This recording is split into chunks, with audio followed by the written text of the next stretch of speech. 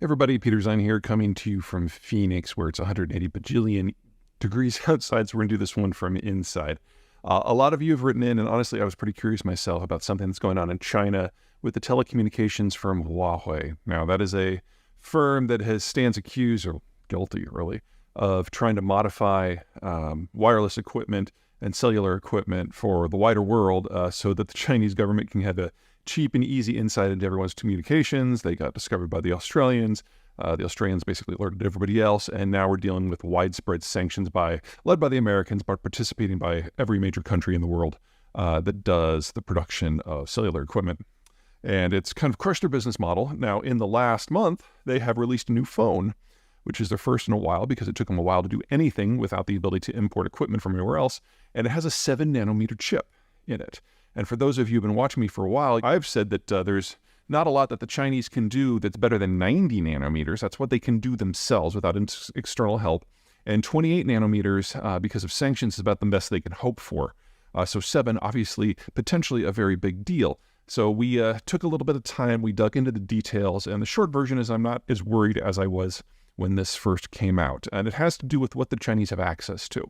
There are two types of chip-making styles. The first uses something called deep ultraviolet, and that's what was used for this chip. Now, this is an older technology that has a number of drawbacks.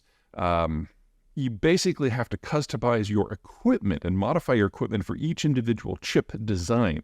So every time you have a new design, you have to kind of overhaul your factory and your lithography system from the ground up. And the way that the Chinese have done this is basically pirating design details from TSMC in Taiwan and then hiring just a huge number of people to do some technology transfer.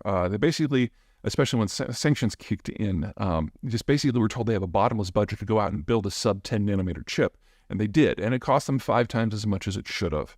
And the chip that they ended up making wasn't that great because they couldn't do the design. That information, those people, they weren't able to hire away. So it's basically a crypto mining chip made with a little bit smaller etching, which means that for a phone, it's really not a great option.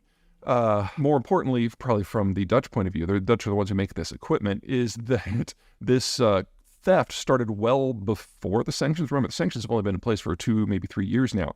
This started 5 years ago. So it is the penultimate expression of what the Chinese can do with a bottomless supply of money and absolutely no business ethics and the ability to hire anyone they want, all of which is, under threat in the sanctions regime now. So, kudos for being able to get something sub-7, but it's only about as good as your average smartphone from maybe 2017, which is not nothing, but it's certainly not the breakthrough that some people seem to think it is.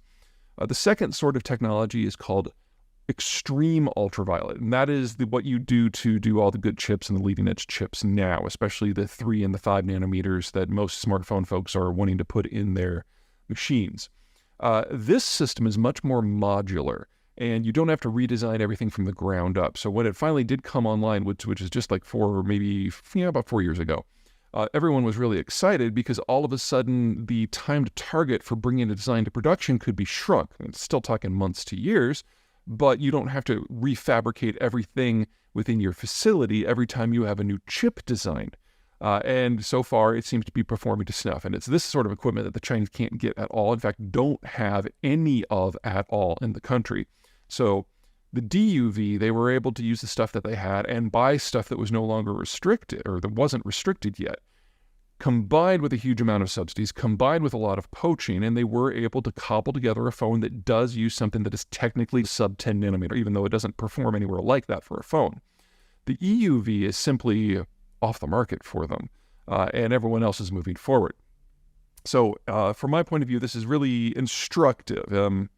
Think of it like this way. Think of it like I had said that the Chinese couldn't build a television, and I'm thinking of like those OLEDs that you hang on the wall that weigh like 20 pounds, have a slight curve and the deep black and blah, blah, blah, blah. And the Chinese are like, oh, we can totally build a TV. And they came out with like a 48-inch tube TV. It's technically a TV. Technically, I was wrong, but in terms of the technology, this is not something that really takes them forward.